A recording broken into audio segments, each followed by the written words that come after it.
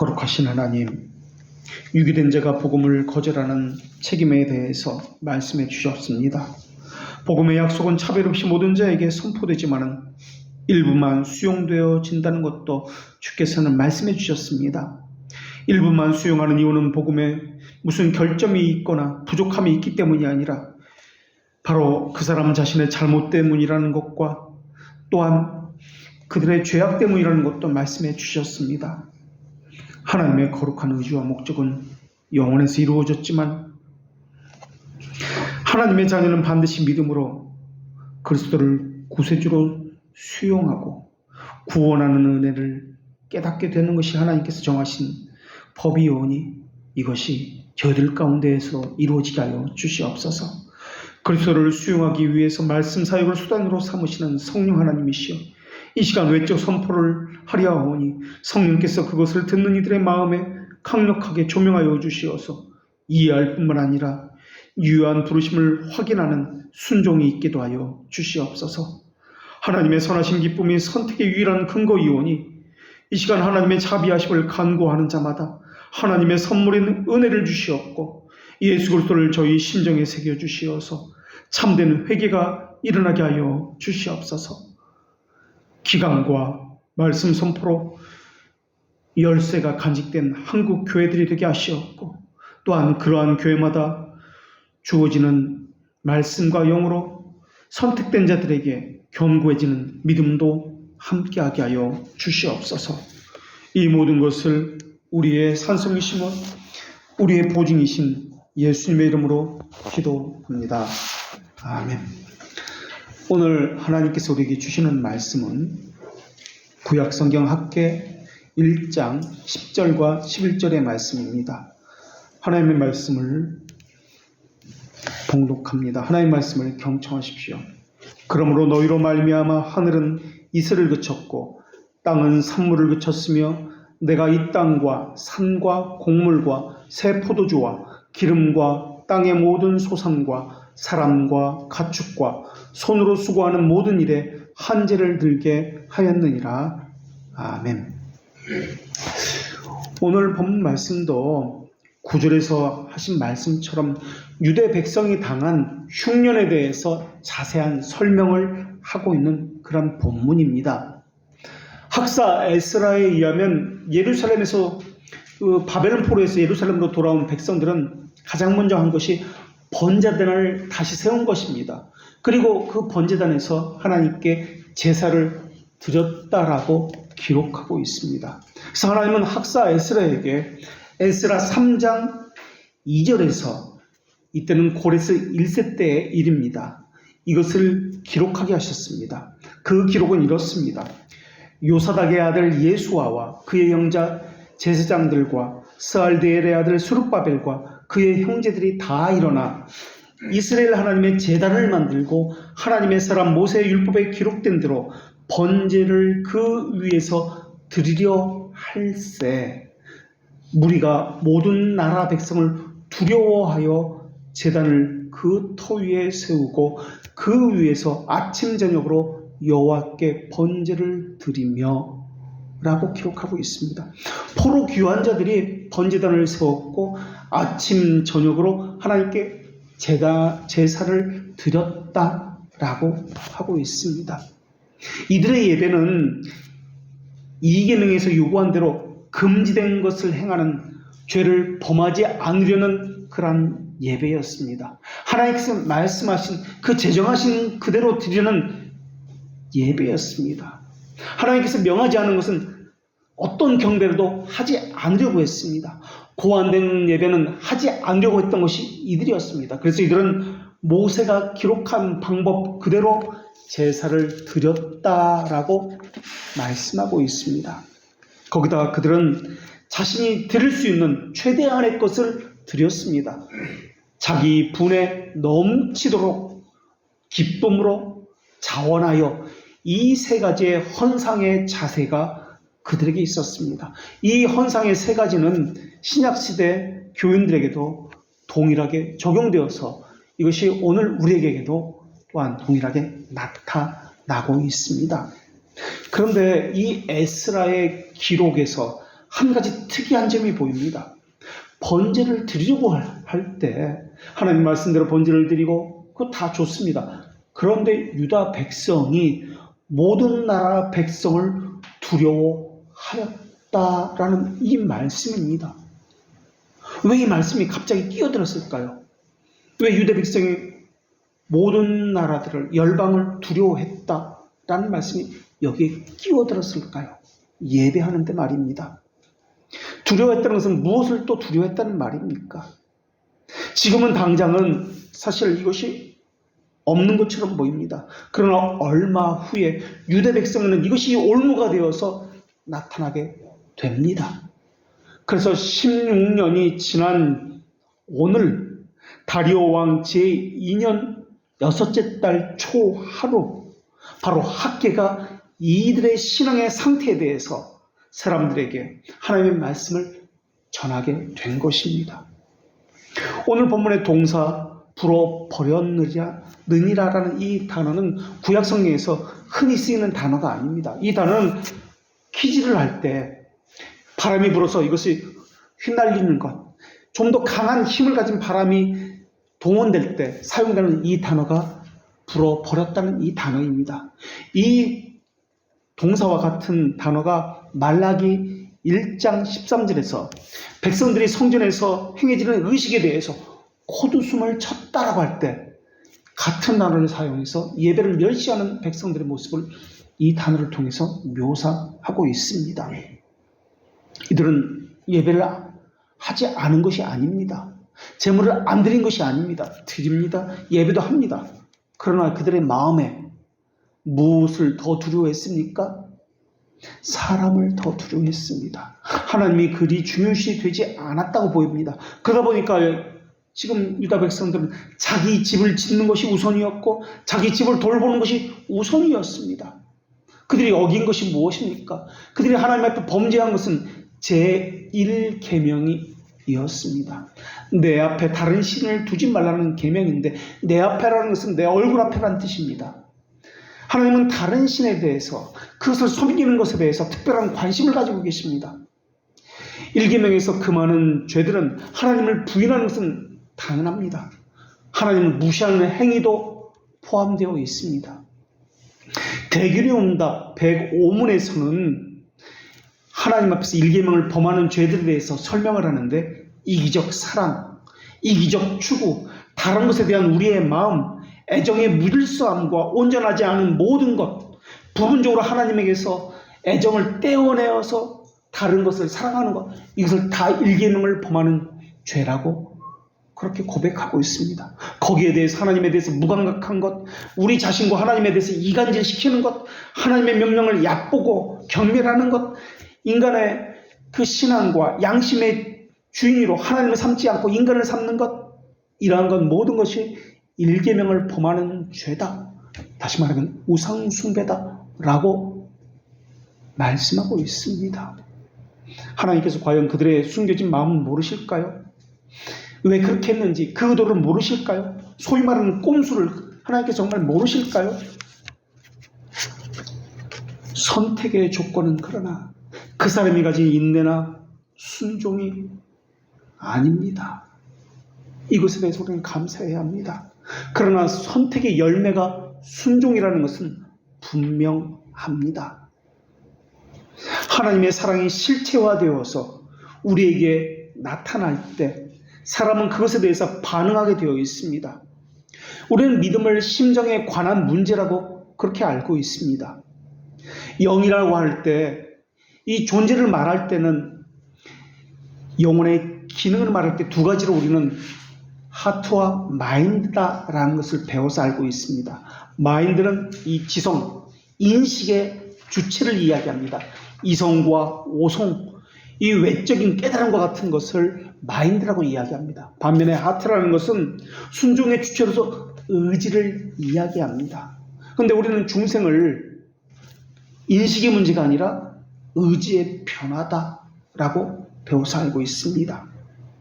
그러니까 중생은 이성과 오성에 관련된 것이 아니라 순종의 주체인 하트와 관련되어 있다라는 것을 알 수가 있습니다. 죄에서 돌이켜 하나님을 향하는 것이 중생이기 때문에 그렇습니다. 근데 사람들은 어떻게 생각하냐면 인식을 가지고 내가 순종했다, 믿었다라고 착각을 하고 있다는 사실입니다. 인식이라는 것은 내가 깨달았다, 이해했다는 말이지 순종했다는 말이 아닙니다. 성경에서는 믿음이라는 단어를 순종이라는 말과 바꿔 쓸 정도로 같은 것으로 보고 있습니다.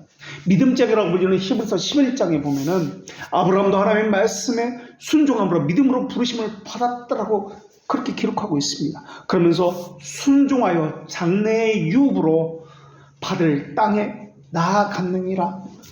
이것을 믿음이라고 이야기합니다. 기생 라합도 믿음으로 순종하여 정탐꾼을 평안하게 영접하였느니라 라고 그렇게 말씀하고 있습니다. 히브리서 5장 9절에서도 그리스도는 자신이 온전하게 되셨은 즉 자기에게 순종하는 모든 자에게 영원한 구원의 근원이 되시느니라 라고 말씀합니다. 그러니까 성경에서는 믿음이라는 것을 순종과 동일한 단어로 그렇게 설명하고 있습니다. 순종하지 않아서 구원 못 받았다, 순종해서 구원 받았다, 이런 식으로 말입니다. 요즘 우리가 배우고 있는 것이 교회사 가운데 중세 교회사인데 스콜라주의입니다. 스콜라주의의 문제는 인식을 가지고 하나님을 말한다는 것에 있습니다. 그러니까 그들은 이성, 오성을 가지고 신앙을 이야기합니다. 그러니까 그들은 믿는다는 것을 동의를 믿는다라고 이야기한다는 것입니다. 그러니까 이런 사람의 특징은 말로는 고백을 합니다. 그러나 삶으로는 부인을 합니다. 이런 사람을 가리켜서 실천적 무신론자라고 그렇게 이야기합니다. 그들은 주님이라고 부르지만은 그것은 말에 불과합니다. 그들에게 주님은 자기가 주님입니다. 이런 사람은 믿음이 부족한 사람이 아니라 믿음이 아예 없는 사람입니다. 믿음은 이해 있는 것이 아니라 의지에 있는 것입니다. 그래서 믿음이 만약에 주어졌다면 자연스럽게 주님을 향한 거룩한 순종이 나올 수밖에 없습니다. 그래서 필연적인 것입니다. 당연한 열매입니다. 순종은 조건이 아니라 결과입니다. 그래서 사람이 제일 되는 목적이, 최고의 목적이 무엇이냐 할 때 하나님을 영화롭게 하고 그분을 영원토록 즐거워하는 것입니다라고 고백을 합니다.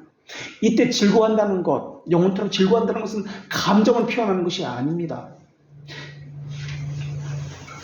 물론 이것을 포함하고 있지만은 즐거워한다는 말의 의미는 주 안에서 위로를 받는다, 하나님의 영광을 추구하는 삶에 만족하고 여기서 자유와 평안을 얻는다는 개념이 즐거워한다는 개념입니다.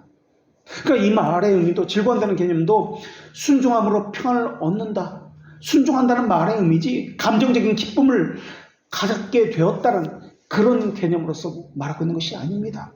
하나님은 어떤 피조물에게도 하나님의 영광을 요구하지도 기대하지도 않았습니다. 하나님은 더 이상 다른 영광을 필요하지 않은 분이기 때문에 그렇습니다. 하나님의 실존이 충만한 영광입니다. 거기에 무엇을 덧붙일 수도 있는 것이 아닙니다. 하나님께서는 자신의 이 영광을 명시하는 방법으로 사람이 무엇을 해서 영광을 받으시는 것이 아님을 알려주셨습니다. 하나님은 그저 하나님의 그 영광을 피조물에게 명시할 뿐입니다. 명시한다는 말은 분명히 보여 나타낸다는 말입니다. 하나님 스스로 자신의 실존에 대해서, 영광에 대해서 계시해서 보인다는 말의 의미입니다. 우리는 하나님의 존재를 말할 때 두 가지를 이야기합니다. 하나는 존재자의 현존이라고 하는 것입니다. 이것을 다른 말로 실존이라고도 이야기합니다. 엑시스텐시아라는 실존이라고도 불립니다. 또 존재를 말할 때 또 하나는 본질을 이야기해야 합니다. 본질, 에센티아라는 단어입니다. 본질. 그러니까 존재는 두 가지인데 현존 그리고 본질입니다. 존재에서 현존 또는 실존이라고 부르는 것인데, 실존이라고 하는 것은 하나님께서 피조물에게 가시적으로 보이는 부성애와 같은 것들을 실존이라고 이야기합니다. 현존이라고 이야기합니다. 그것에 반해 본질은 하나님 가지고 계신 본질, 이것은 비공유적 속성과 같은 것입니다. 영원불변하다, 영이시다, 이런 것과 같은 것, 하나님을 하나님 되게 하는 것, 삼위 하나님의 동질, 본질과 같은 것을 이야기합니다. 하나님의 본질은 우리가 알 수도 없고 알려질 수 있는 것도 아닙니다. 그러나 하나님의 실존 또는 현존은 그렇지 않습니다. 하나님께서 알려주시는 것이기 때문에 우리는 이것을 알 수가 있습니다. 하나님을 우리가 인식한다고 할 때 아버지 되심을 체험하는 것, 이게 하나님의 실존에 대해서 체험하는 겁니다. 우리에게 나타내 주시는 하나님됨을 이야기하는데 이것을 우리는 영광이다 라고 이야기합니다. 물론 하나님의 본질적인 영광이 따로 있습니다. 그러나 이것은 우리와는 상관이 없습니다. 우리와 상관이 있는 것은 하나님께서 실존을 통해서 나타나는 영광, 이것만 우리가 알 수 있는 것입니다. 나타내 보였다는 것입니다. 하나님은 자신의 영광을 실존을 통해서 나타내 보이시는데 그 방법은 만물과 만사를 향한 작정에서 보이십니다. 또 하나님 백성을 향한 선택에서도 이것을 나타내 보이십니다. 그들을 보호하시고 견디게 하시는 견인에서도 이것을 나타내 보이십니다. 하나님은 유교에서도 이 영광을 나타내시는데 불신자를 심판할 때는 그 영광은 정의의 하나님으로서 영광을 얻으십니다. 하나님의 자녀에게는 공의 하나님으로서 영광을 얻으십니다. 사실 영광을 얻는다는 말보다도 하나님께서 가지신 영광을 명시한다, 보이신다 라는 표현이 더 정확한 표현일 것입니다. 하나님께서 영광을 나타내는 목적은, 실존을 보이시는 목적은 무엇입니까? 선택된 자를, 하나님의 자녀를 위로하기 위해서입니다. 그러니까 하나님을 영원토록 즐거워한다는 이 말의 의미는 감정적인 어떤 상태를 이야기하는 것이 아니라 하나님의 영광의 나타남으로 인해서, 실존이 나타남으로 인해서 그분에 대한 순종으로 위로를 얻습니다.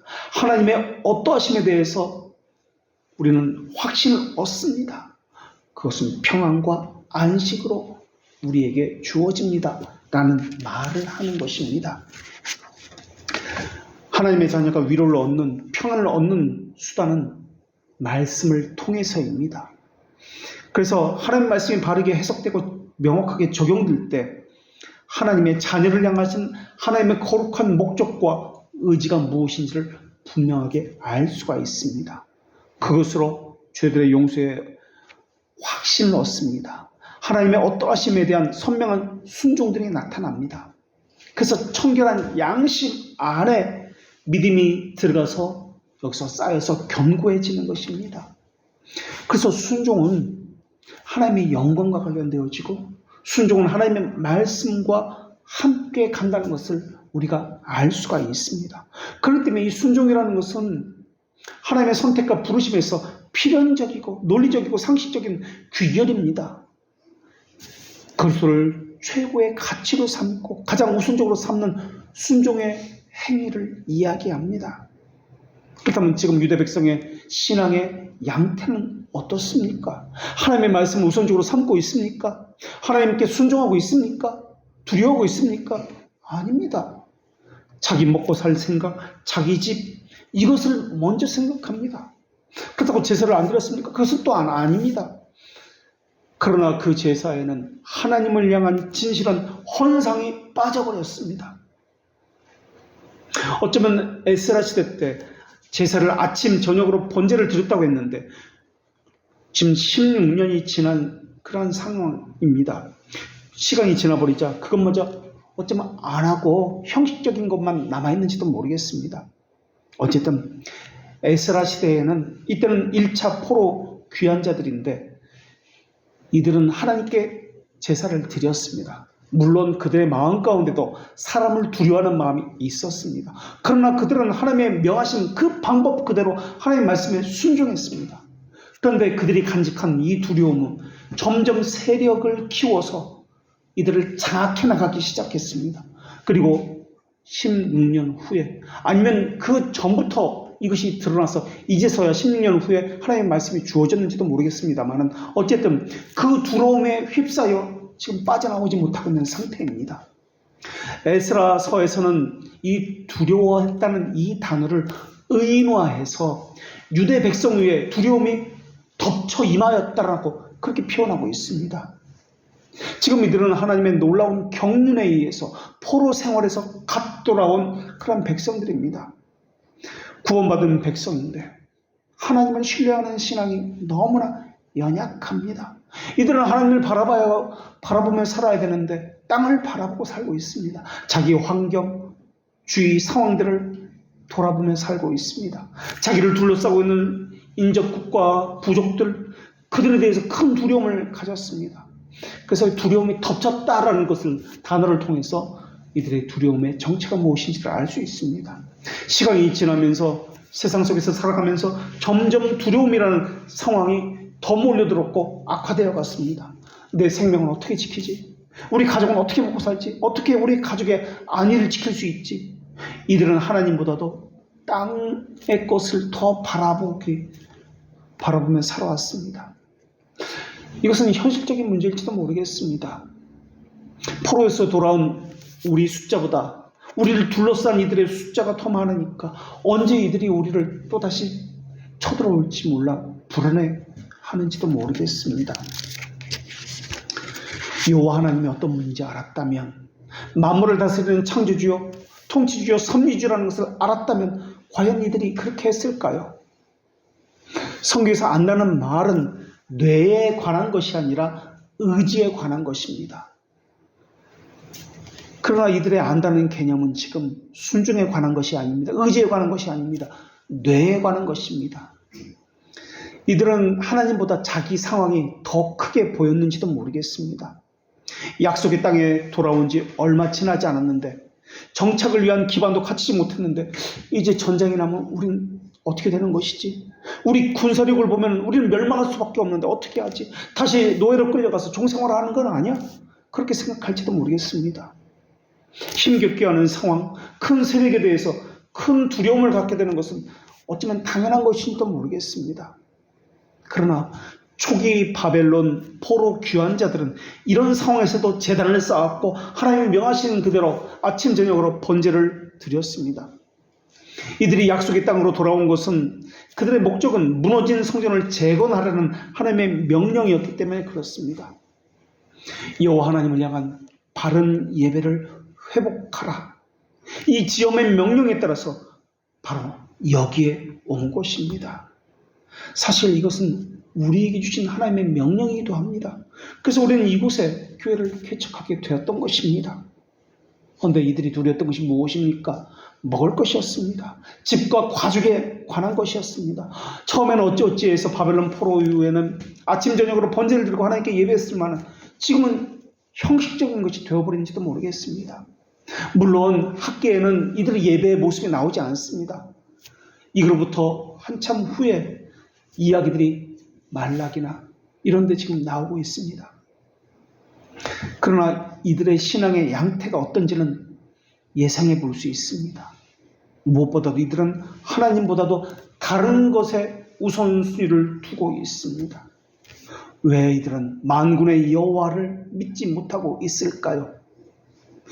이들이 지금 학계에 선포하는 메시지의 주제가 하나님의 영광과 주권, 통치주, 섭리주라는 이 개념인데 왜 이들은 이것을 알지 못하고 있을까요? 왜 유다 백성은 자기만 알고 자기 영광만 생각하고 있을까요? 그런데 참으로 선지자 학계는 유다 백성과는 다르게 자기 자신을 전혀 드러내지 않고 있습니다.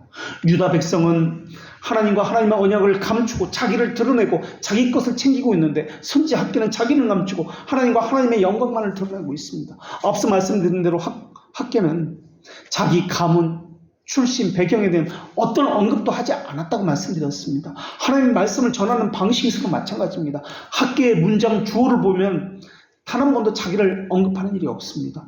여호와께서 내게 말씀하셨다라는 표현 방식을 사용하지 아니하고 만군의 여호와가 말하노니 하나님께서 직접 구술하는 것처럼 그런 방식을 취하고 있습니다. 내가 그것으로 말미암아 기뻐하였느니라. 이때 내가라는 것은 하나님을 이야기합니다. 내가 영광을 얻으리라, 내가 불어버리느니라, 내가 한재를 들게 하였느니라 라는 방식을 통해서 하나님의 말씀을 직접 백성들에게 전하고 있습니다. 오늘 본문도 마찬가지입니다. 오늘 본문에서 주어는 하나님입니다. 하나님이 한재를 들게 했다라는 것입니다. 오늘 본문에서 말씀하신 이 한재는 미가, 아모스 시대에도 또 여러 시대에도 계속해서 반복되는 경고의 말씀입니다. 한제는 가뭄을 이야기합니다. 하나님께서 백성들의 불순종에 대한 저주로서 내리는 재앙이 바로 이 한제입니다. 다윗 시대에는 3년간이나 기근이 계속되었습니다. 그래서 다윗은 모세에게 주신 그 말씀을 기억하고 왜 내 시대에 이러한 일들이 일어나는지 그 이유를 알려달라고 하나님께 간청하기 시작했습니다. 기도응답을 받고 보니까 기근의 원인이 여호수아가 기브온 사람들과 맺은 그 화친을 맺었는데 이 조약을 사울이 깨뜨렸기 때문에 이런 가뭄이 왔다라는 것을 깨닫게 되었습니다. 한 번 맺은 언약은 반드시 지켜야 되는데 사울은 이방인 추방 명령을 내리고 기브온 사람들 일부마저 죽여버렸습니다. 그래서 3년간이나 이스라엘은 이런 재앙을 맞이했던 것입니다. 3년간 당하면서도 왜 이런 일이 있는지 그들은 알지 못했습니다. 그래서 다윗이 기도했던 것입니다. 왜 우리에게 이런 일이 있습니까? 왜 이런 가뭄과 한제가 있는 것입니까? 3년 동안이나 알지 못했던 그들. 언약을 잃어버리고 산다는 것, 잊어버리고 산다는 것은 하나님을 잊어버리고 산다는 말과 같은 의미인지도 모르겠습니다. 아무리 이방인과 맺은 언약이라 할지라도 하나님의 이름으로 맺은 언약이라면 그것을 순종하고 지킬 것을 하나님께서 명령하셨기 때문에 그렇습니다. 아무리 여호수아를 속이는 기브온 민족의 그런 만행이었지만 부당한 언약이라고 여길 수 있겠지만 그런 하나님의 이름으로 언약을 했기 때문에 언약을 지켜야만 했습니다. 그래서 다윗은 하나님의 진노에서 벗어나기 위해서 사울의 자손 7을 기브온 족속에게 내어줍니다. 그리고 기브온 족속은 이들을 죽여버립니다. 그리고 속죄함으로 인해서 기근 문제가 해결되었습니다. 하나님께서 이렇게 가뭄을 주시고 자연재해를 내리시는 이유는 하나님의 자녀로 하여금 회개해야 하고 돌이켜 순종하게 하기 위해서입니다. 하나님은 아모스서에서도 5번이나 내게 돌아오라고 회개를 촉구하셨습니다. 그러나 여기서도 우리는 위로를 얻게 됩니다. 아직 이들은 회개하지 않았습니다. 애통하는 모습 보이지 않습니다. 그러나 하나님께서 간섭하시고 말씀하고 있습니다. 왜냐하면 하나님은 하나님의 언약을 여전히 지키고 가고 계시다는 것을 보여주고 있기 때문에 그렇습니다. 내가 이 땅과 산과 곡물과 새 포도주와 기름과 땅의 모든 소산과 사람과 가축의 손으로 수고하는 모든 일에 한제를 들게 하셨다라는 말의 의미는 삶의 모든 영역이 파괴되었다는 말입니다. 오늘 본문에서 제일 먼저 언급되는 것은 산과 땅과 산이 저주를 받았다는 말입니다.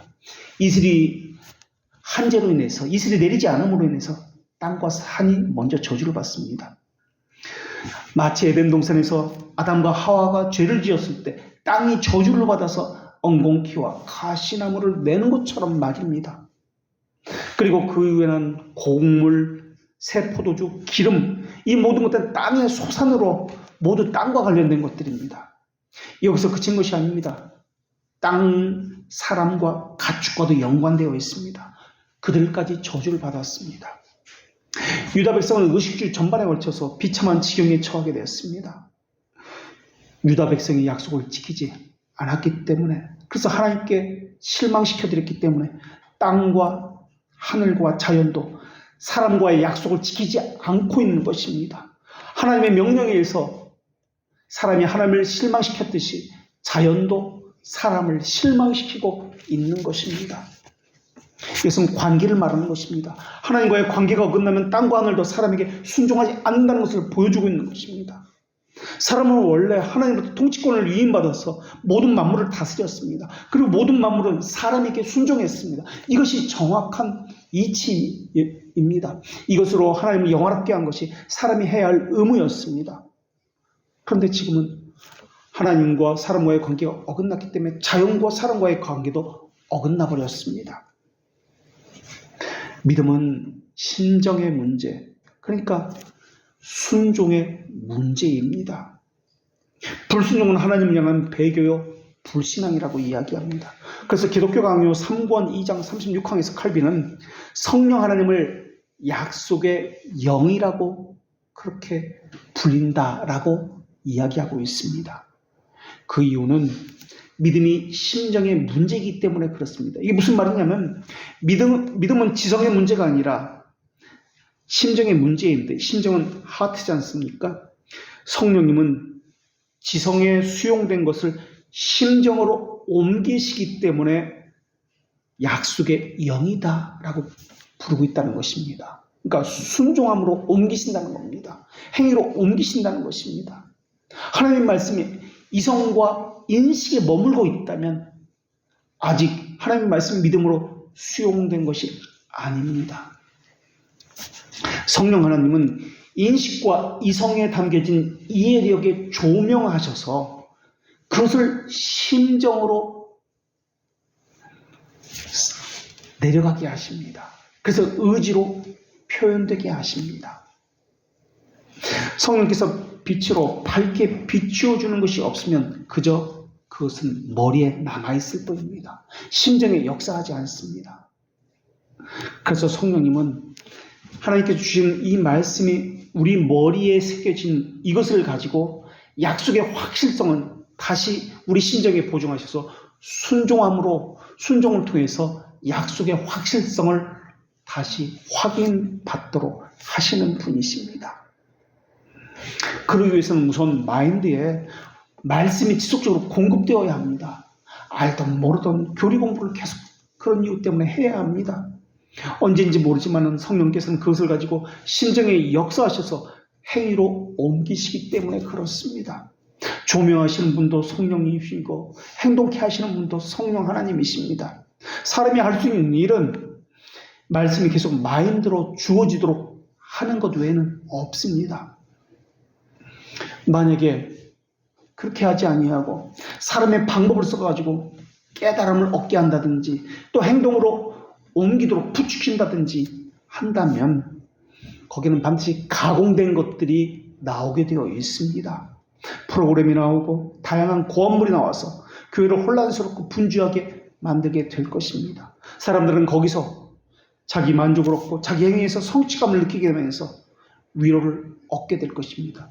그러나 그것이 끝나면 다시 허무감과 절망감에 휩싸이게 될 것입니다. 그렇기 때문에 설교자는 진실되게 선포하는 것, 바르게 가르치는 것, 열심히 가르치는 것 외에는 할 수 있는 게 아무것도 없습니다. 성령께서 하시지 않으면 이런 것들은 아무런 효력이 나타나지 않기 때문에 그렇습니다. 학계 선지자는 지금 자기를 감추고 있습니다. 하나님만 내세우고 있습니다. 그것을 통해서 하나님의 말씀을 전하고 있습니다. 자기를 숨기고 하나님만 드러내기 때문에 학계를 가리켜서 선지자 중에 선지자다라고 불리고 있는지도 모르겠습니다. 학계는 자기 집 여호와의 집을 비교하듯이 오늘 본문에서도 이런 비교들이 드러나고 있습니다. 이슬과 한재라는 이 비교입니다. 이슬은 하나님의 복의 증거요, 그것의 상징입니다. 하나님의 은혜의 상징의 대표적인 것이 이슬입니다. 한재는 하나님의 재앙, 저주의 증거요, 상징의 대표적인 것입니다. 성전 건축만 하면 모든 것이 잘 될 것이라는 이런 식의 해석은 우리가 잘못된 것이다 라고 이미 지난주에 말씀드렸습니다. 이것은 행위구원이고 기복신앙이라고 말씀드렸습니다. 하나님은 솔로몬 성전 건축 때도 사람의 손으로 지은 건물에 거하지 않는다는 것을 분명히 말씀해 주셨습니다. 하나님께서는 마음이 떠나버린 이들에게 하나님을 바르게 예배할 것을 경고하고 있습니다. 섭리주 하나님에 대한 바른 신앙을 촉구하고 있는 것입니다. 그래서 오늘 본문은 포로 귀환한 백성들이 자기 집을 짓는 이 현실적인 필요를 채우는 데만 집착한 결과가 어떤 것인지 구체적으로 하나님께서 알려주고 계시는 것입니다. 아마도 그들은 이렇게 살아가는 것이 지혜로운 것이라고 생각했는지도 모르겠습니다. 이렇게 열심히 살아가는 것이 하나님의 영광을 위한 삶이라고 그렇게 생각하고 하나님의 언약을 성취하는 것이라고 그렇게 말했는지도 모르겠습니다. 그런데 그들의 삶에 주어진 결과는 그들이 생각하는 것과 전적으로 상반된 것들이 나타나기 시작했습니다. 자기들의 삶의 필요에서는 열심히 했지만 하나님의 성전 재건에 마음을 두지 않은 지는 오래되었습니다. 그 말은 하나님을 마음에서 지운 지가 오래되었다는 말입니다. 그래서 하나님도 그들과 맺은 언약에 따라서 그들에게 베푸신 하나님의 은혜를 제하여 버렸습니다. 성경에 보면은 하늘의 이슬은 구약 성경에 특별히 하나님의 은혜와 번영을 상징하는 단어로 빈번하게 등장하는 단어입니다. 이슬은 곡식을 경작하고 양과 소를 키우는 데 없어서는 안 되는 중요한 수단이었습니다. 아무리 땅을 갈고 씨를 많이 뿌린다 할지라도 비가 내리지 않으면 곡식과 풀은 다 말라 죽고 말 것입니다. 그래서 성경에서 이슬이라고 하는 것은 생명의 원천인 것처럼 그렇게 여겨졌습니다. 이삭이 야곱을 축복할 때도 하나님은 하늘의 이슬과 땅의 기름짐이며 풍성한 곡식과 포도주를 너에게 주시기를 원하노라 하면서 축복을 했습니다.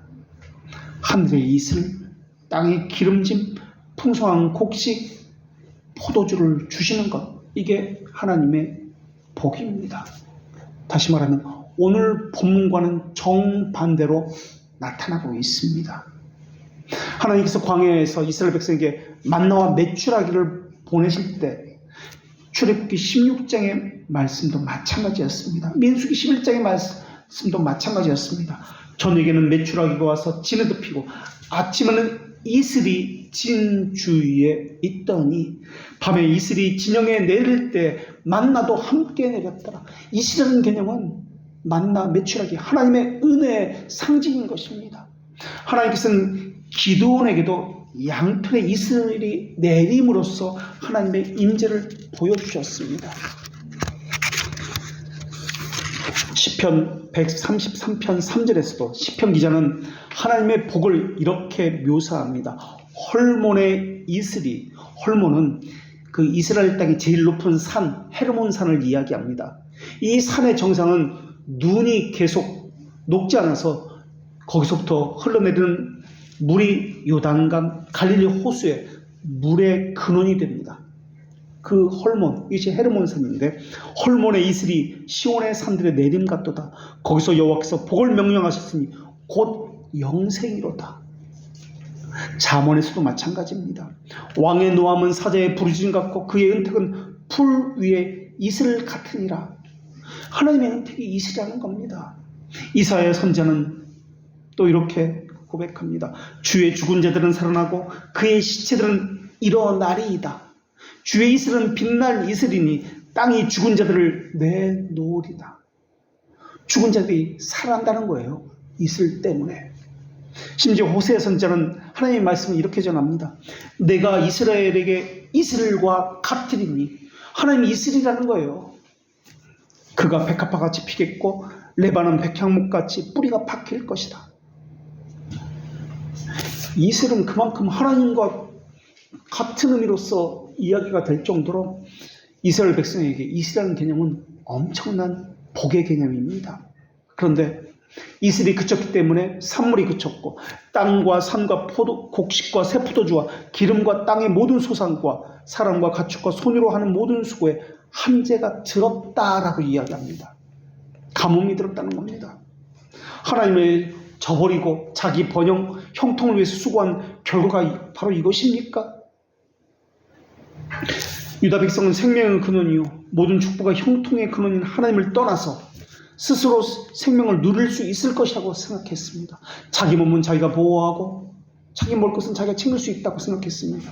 이것은 생수의 근원을 버리고 스스로 터진 웅덩이를 파는 것과 같은 그것과 동일한 이치일 것입니다. 오늘 본문의 시작은 그러므로 너희로 말미암아라고 시작합니다. 이 말의 의미는 너희 때문에라는 의미입니다. 또 너희를 대적해서라는 의미입니다.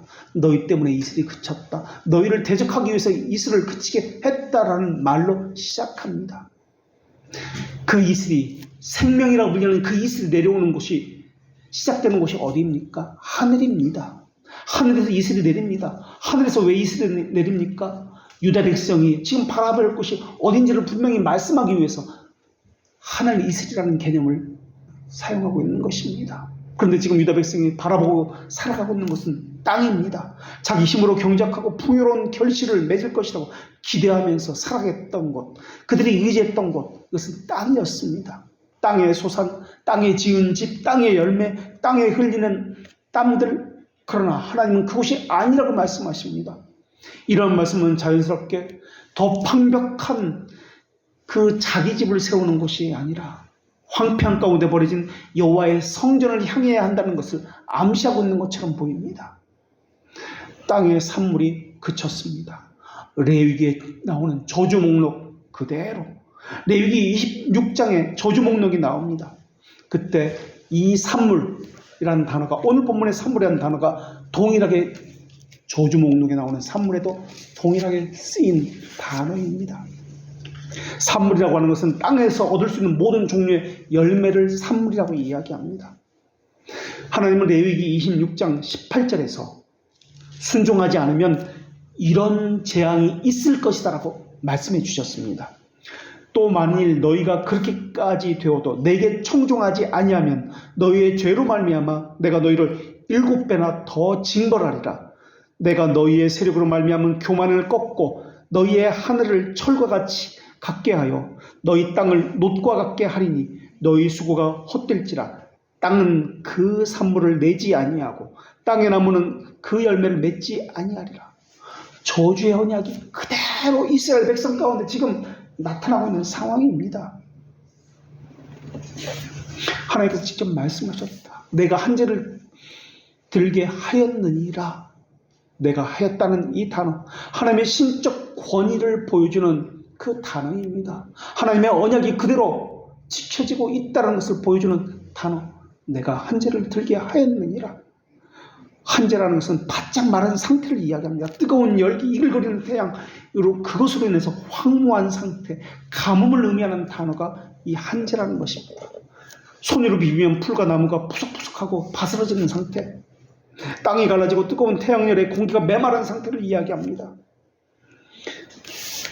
그 영혼이 하나님 말씀으로 촉촉하게 채워지지 않는 상태, 푸석푸석하고 메마른 예배와 제사만 있는 상태, 영혼이 메말라 있는 상태를 지금 이야기합니다. 이러한 모습은 엘리야 시대 때 북이스라엘의 아합왕의 시대를 연상시키고 있습니다. 이스라엘이 바알과 아세라를 하나님처럼 섬겼습니다.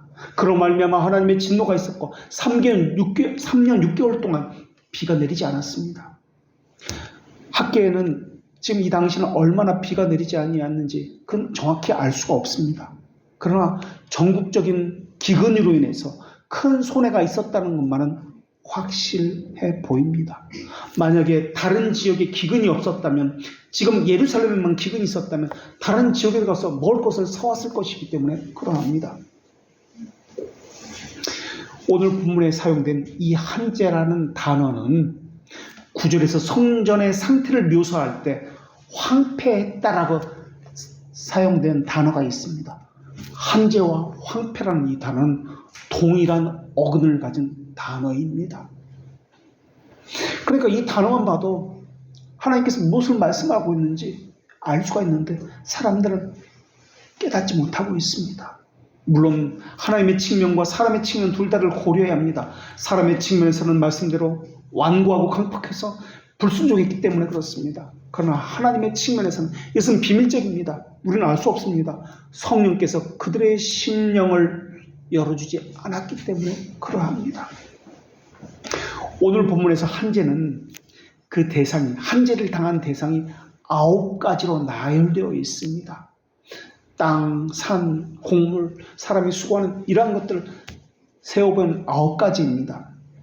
그런데 땅이 산물을 그쳤다고 할 때 그 땅이라는 단어에 전관사를 붙여서 그 땅이라고 그렇게 설명하고 있습니다. 아무 땅이 아닙니다. 그 땅입니다. 그 땅은 하나님의 임재하는 함께하는 땅입니다. 하나님의 언약이 있는 땅입니다. 그래서 그 땅이다라고 붙입니다. 산이라고 할 때도 그 어느 산을 이야기하지 않습니다. 복수용어로 산들이라고 이야기합니다. 모든 산이라고 표현하고 있습니다. 곡물을 말할 때도 보리, 밀 같은 한 종류가 아니라 땅에서 내는 모든 곡물을 의미하는 단어로 이 곡물이라는 단어를 사용하고 있습니다. 새 포도주라는 것을 이야기할 때도 포도주만 말하는 것이 아닙니다. 축출하고 압축하고 곡식을 짜내는 얻는 모든 것을 이야기하는 단어입니다. 기름도 마찬가지입니다. 열매에서 짜낸 모든 식물성 기름을 의미할 때 이 기름이라는 단어를 사용합니다. 그 다음에 나오는 땅의 모든 소산도 문자적으로 보면은 땅에서 밖으로 내어보내는 모든 것을 말하는 단어입니다. 사람이 수고하는 모든 일어난 말의 의미도 사람이 하는 모든 노동, 일들, 수고, 이걸 다 포함한 이 단어입니다. 그러니까 사람의 일상, 사람이 죽고 태어나고 병들고 하는 것, 재산, 모든 결과물, 이걸 다 포함해서 하고 있는 것이 오늘 본문의 말씀입니다. 모든 것에 재앙을 받았다라는 것입니다. 그러니까 저주가 임한 이 9가지 분야는 사람이 살아난 모든 분야입니다. 하나님의 복이 있어야 하는 그곳에 저주가 있었다라고 분명히 밝히고 있습니다. 이 학계를 보면 볼수록 우리의 이야기 같고 저의 이야기 같아서 너무나 두렵고 떨립니다.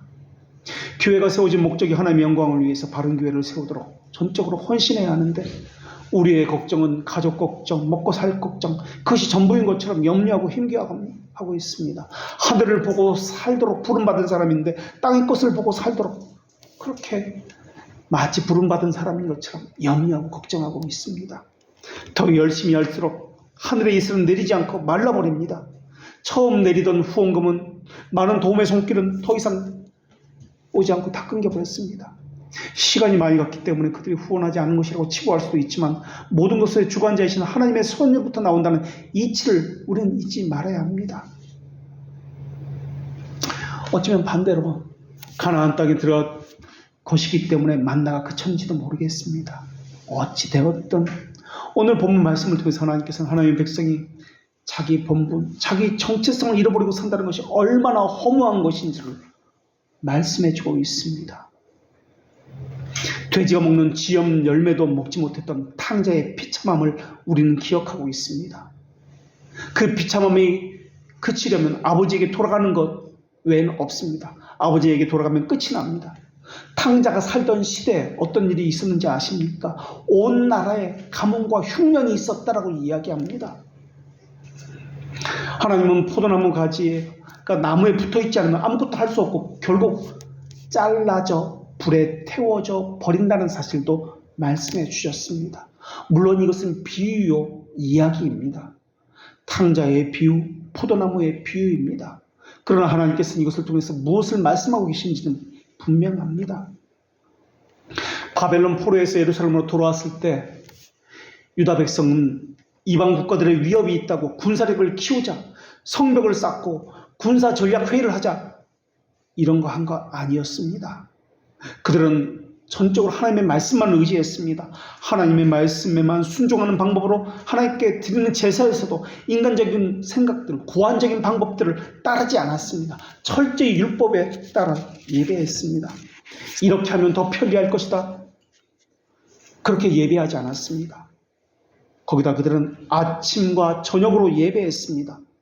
이 말의 의미는 하루 시작과 끝을 하나님과 함께 했다는 의미입니다. 그런데 그렇게 했던 백성들이 지금 어떻게 된 것입니까? 하나님이 원하시는 예배는 외형적인 제물만을 드리는 것일까요?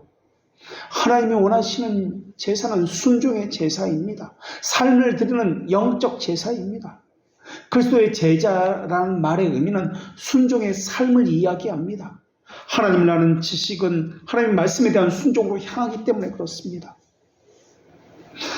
하나님은 불순종으로 일관한 이들에게 징계를 7배나 더할 것이다 라고 말씀하셨습니다. 여기서 우리는 교훈을 얻어야 합니다. 하나님 모든 것 가운데 아시는 가운데 이러한 일들은 일어납니다. 하나님께서 모든 것을 아시고 통치하시고 섭리하신다는 이런 신앙, 이 신앙은 우리에게서 육체적 고통을 완전히 이 땅에서는 면하게 하지는 않지만 소망과 희망마저 빼앗아가지는 않을 것입니다. 그러나 여기서도 우리는 하나님께서는 언약에 따라서 철저하게 행하신다는 것을 볼 수가 있습니다. 언약이라는 말의 이 단어는 다른 말로 바꿔 쓸 수 있는데 예수 그리스도로 바꿔 쓸 수 있습니다.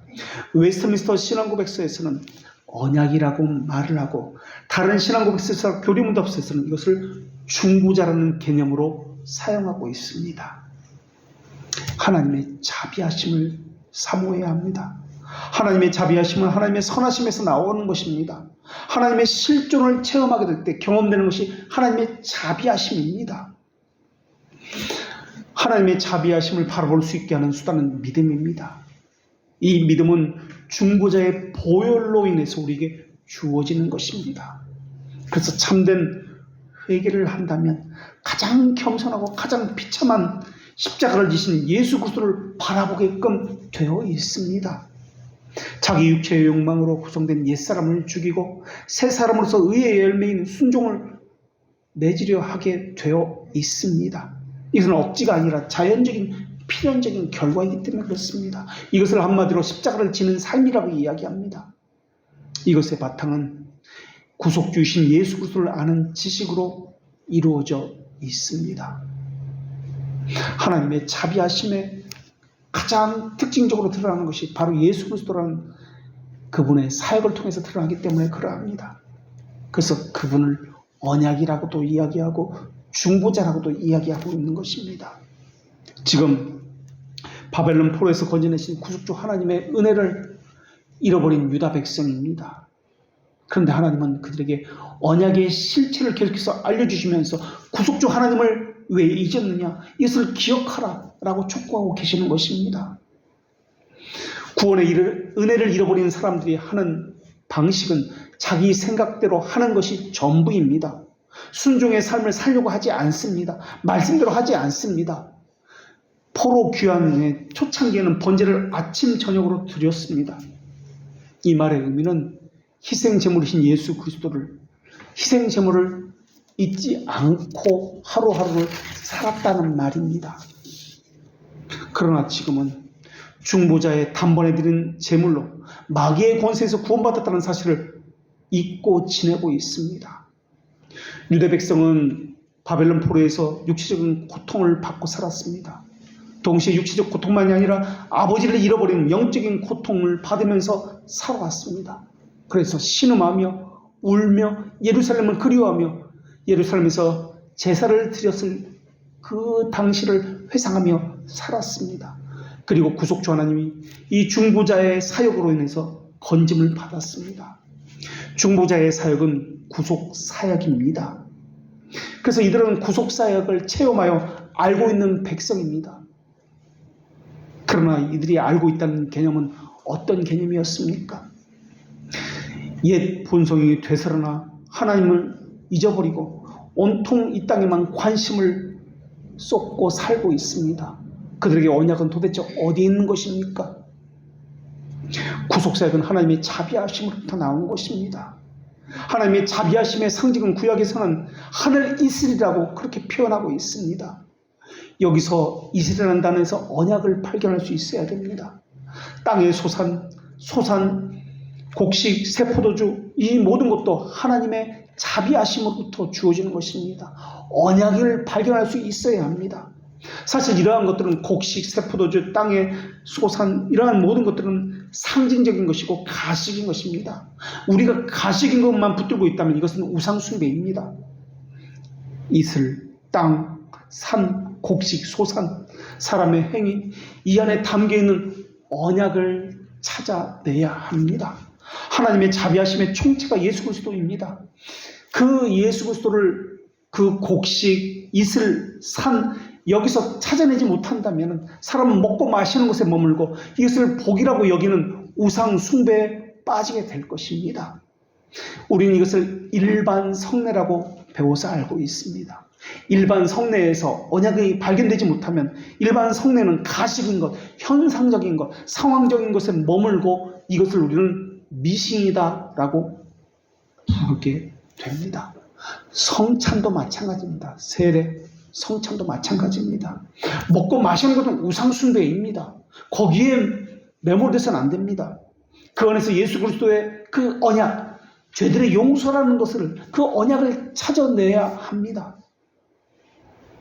오늘 본문에 나오는 곡식, 이슬 마찬가지입니다. 한제도 마찬가지입니다. 여기서 언약을 발견해낼 수 있어야 됩니다. 곡식, 풍성함, 이것에 머물면 안 됩니다. 우리는 가시적인 것에 머무는 이와 같은 신앙을 배우지 아니하였습니다. 우리는 하나님의 자비에서, 이 하늘의 이슬에서 하나님의 언약을 찾아내야 되고, 하나님의 언약에서 하나님의 자비에 예수 그리스도를 찾아낼 수 있어야 합니다. 언약을 잃어버린 백성에게 하나님은 책망하고 계십니다. 그리고 징계하고 계십니다. 구속주 하나님을 잃어버린 그 백성에게 구원의 감격이 어디 있느냐고, 구속주 하나님과의 그 언약이 도대체 어디 있느냐고 지금 말씀하고 계십니다. 기도하겠습니다. 중생의 교사시며 그리스도의 영으로 불리시는 성령 하나님이시여, 말씀 선포가 아무리 있다 해도 성령 하나님의 조명 없이는 그리스도에 관해 깨달을 수 없사오니, 이제 말씀을 들었사오니 효과적 부르심에 합당한 순종이 있게 하여 주시옵고, 믿음의 행위에 합당한 겸손도 갖출 수 있게 하여 주시옵소서.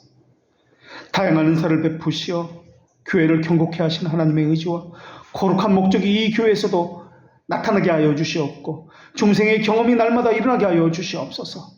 성령 하나님의 것들을 올바로 이해하게 하시옵고, 그리스도 안에서 선택된 자들은 예수 그리스도 말미암아 예수 그리스도에게 이르게 하시옵고, 하나님의 나라로 옮겨질 때까지 보존되고 이끌림을 받기도 하여 주시옵소서. 우리의 언역주가 되시며 구속주가 되시는 예수님의 이름으로 기도합니다. 아멘.